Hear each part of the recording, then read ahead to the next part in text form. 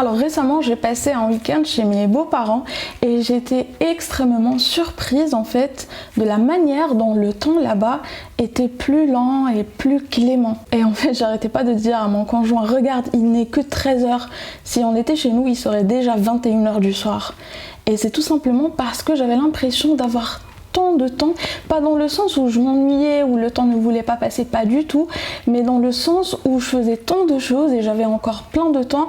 Or chez moi ça ne m'arrive pas, surtout le vendredi par exemple, mais sérieusement chez moi le vendredi se passe mais comme ça, et là-bas pas du tout. Aujourd'hui avec la relativité restreinte, on sait que la notion du temps est relative à l'observateur qui la mesure. On est d'accord, 1 heure passée dans une réunion barbante et 1 heure passée à regarder votre série préférée ne s'écoule pas de la même manière. Mais aujourd'hui j'aimerais porter votre attention sur autre chose, non pas le temps mais plutôt l'énergie, que ce soit l'énergie physique, émotionnelle ou mentale. Et je l'ai remarqué en fait par rapport à mes fins de journée et mes soirées.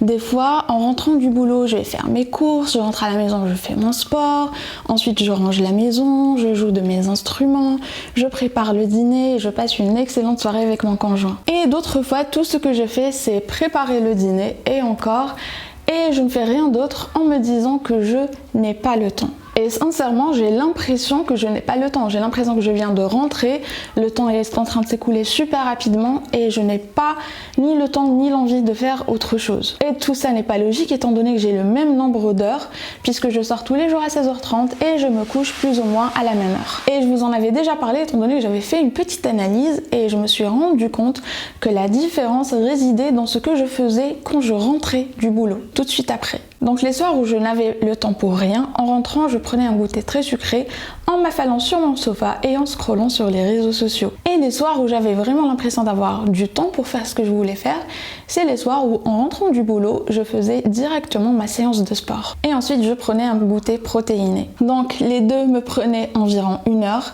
Mais la différence, c'est que une de ces activités me procurait de l'énergie physique et mentale et l'autre me vidait de toute mon énergie mentale. Je vous le répète à chaque fois, mais quand je fais ma séance de sport, j'ai un regain d'énergie et donc j'ai envie de faire les choses après avoir fait ma séance de sport. Donc j'ai envie de ranger ma maison, j'ai envie de jouer de mes instruments et le sport m'ouvre l'appétit et donc je prends du plaisir en fait à préparer le dîner, à cuisiner et mentalement je me sens bien, je me sens joyeuse, bien dans ma peau et en forme. Tandis que manger quelque chose de sucré me coupe l'appétit, donc j'ai pas envie de manger et donc pas envie de préparer le dîner. Scroller sur les réseaux sociaux me submerge et me bouffe mon énergie. Je vous avoue que consommer du contenu vide sur les réseaux, surtout Instagram par exemple, où les gens partagent principalement leur vie et pas forcément d'un point de vue de comparaison, c'est pas dans le sens où je me compare à la vie des autres, mais dans le sens où je suis en train de regarder la vie de ces centaines d'étrangers que je ne connais même pas dans la vraie vie. Et je me dis, mais pourquoi je suis en train de voir ça? Pourquoi je suis en train de voir tous les détails de leur vie, en fait, ce qu'ils mangent, où ils vont, ce qu'ils pensent, leurs opinions. Pour moi, et ce n'est que mon avis, consommer comme ça du contenu vide, en fait, qui au fond n'apporte aucune valeur, ne vous apporte rien dans la vie, surtout en grande quantité. Oui, je suis d'accord, c'est sympa de se divertir, c'est sympa d'avoir des idées par-ci par-là, mais très sincèrement, passer 1 heure à scroller, à avoir du contenu aléatoire, surtout c'est ce qui me dérange avec les réseaux, c'est pour ça que je préfère YouTube, parce que quand je vais sur YouTube, j'ai l'impression d'avoir le contrôle sur le contenu que je suis en train de voir, tandis que sur Instagram par exemple ou TikTok, j'ai l'impression en fait que je consomme ce qu'on me donne en fait, je ne choisis pas. Par exemple, si je scrolle les stories, je regarde les stories des gens sans savoir quelle est la story suivante qui va apparaître, qu'est-ce que je vais voir, est-ce que ce sera une information, est-ce que ce sera juste un détail de la vie d'une personne. Même si vous scrollez dans le feed, c'est pareil, les reels, c'est pareil. En fait, j'ai l'impression que je ne contrôle pas du tout le contenu que je consomme. Et il faut savoir aussi que cette surconsommation d'informations, de contenu, de divertissement, etc. sur les réseaux, ça induit une surproduction de dopamine. Et même si la dopamine c'est sympa, quand on surproduit ça, ça va être aux dépens de la sérotonine qui est l'hormone du calme, de la sérénité. Et donc une fois que j'ai compris que faire du sport m'énergise et me permet de mieux apprécier mon temps, tandis que scroller sur les réseaux sociaux, même pour une courte durée, me fait sombrer dans la procrastination et une léthargie, j'ai décidé de me focaliser sur ce qui procure ou aspire de l'énergie, car ça je peux contrôler, tandis que le le temps, je ne peux pas le contrôler. Et on sait qu'il est beaucoup plus judicieux de se focaliser sur ce qu'on peut contrôler et non pas sur ce qu'on ne peut pas contrôler. Et entre nous, quand on n'a pas envie de faire les choses, avoir plus de temps ne va pas changer grand-chose. Et on commence sur une bonne note avec ces choses qui nous procurent de l'énergie. Boire de l'eau. Oui, je sais, vous en avez marre de l'entendre, mais si tout le monde vous rabâche les oreilles avec ça, c'est pour une raison. Ensuite, nous avons le soleil. C'est drôle car dans ma dernière vidéo, je vous disais que je déteste le soleil, mais une carence en vitamine D provoque une grosse fatigue, entre autres. Et pour beaucoup de personnes, une journée ensoleillée est une journée d'énergie et de gaieté. D'autres souffrent même de la dépression saisonnière. La famille et les amis, et bien sûr ce que j'entends par là, c'est les personnes qui vous soutiennent, vous motivent et vous inspirent. Des plats qui contiennent des nutriments dont votre corps a besoin. Écouter ou jouer de la musique. Faire une activité créative. Jouer ou caresser un animal. Méditer. Visualiser votre vie idéale. Écrire. Lire, surtout si ce sont des livres motivants et inspirants. Rire. Prendre soin de son corps. Bien dormir et l'air frais. Et maintenant on passe à ce qui nous ôte notre énergie. Suranalyser les choses, extrapoler et faire des suppositions. Les réseaux sociaux bien sûr. Le désordre et le cumul d'objets. La déshydratation. Un rythme de sommeil instable. Certains aliments, particulièrement les aliments ultra transformés. Vouloir satisfaire tout le monde. Déterminer des objectifs quasi utopiques. Ne pas avoir des limites bien définies.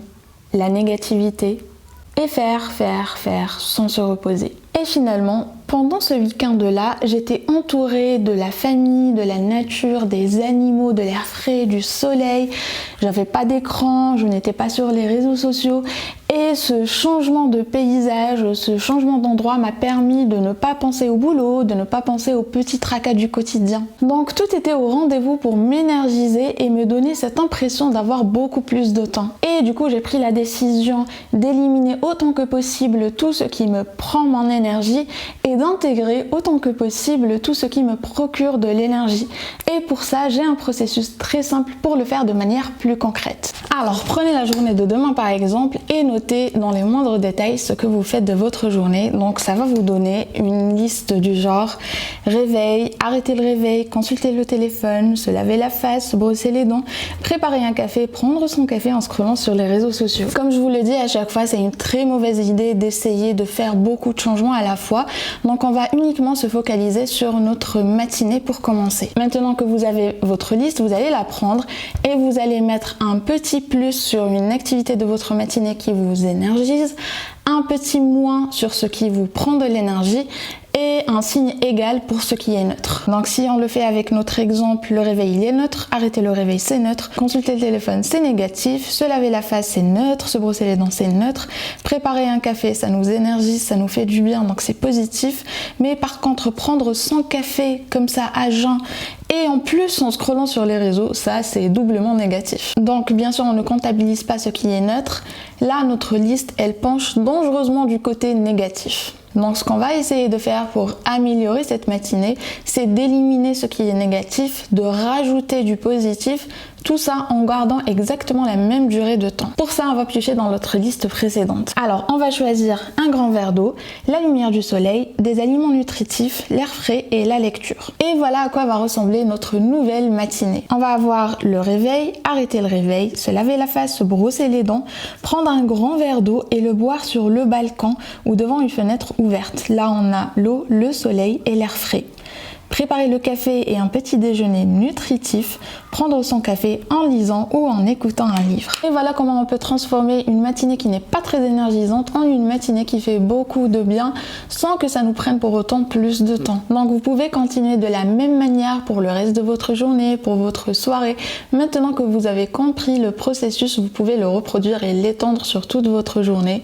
Donc la première chose à faire, c'est de noter dans les moindres détails ce que vous faites, ne laissez aucun détail, ensuite vous analysez et par la suite vous apportez les modifications nécessaires en piochant dans notre liste. D'ailleurs, pour vous simplifier la chose, je vous laisse la liste sur l'écran, vous pouvez faire une petite capture d'écran et la garder sur votre téléphone pour y piocher ultérieurement. Donc voilà pour notre vidéo, j'espère que ça vous a plu. Si c'est le cas, mettez un j'aime et partagez-la, ça m'aiderait énormément. Et d'ailleurs, s'il y a des vidéos particulières que vous voulez voir, des sujets que vous voulez que j'aborde, n'hésitez surtout pas à me le dire dans les commentaires, je serai ravie de vous faire les vidéos que vous voulez voir. Si vous n'êtes pas encore abonné, abonnez-vous pour ne pas manquer mes prochaines vidéos et on se retrouve la semaine prochaine pour une nouvelle vidéo.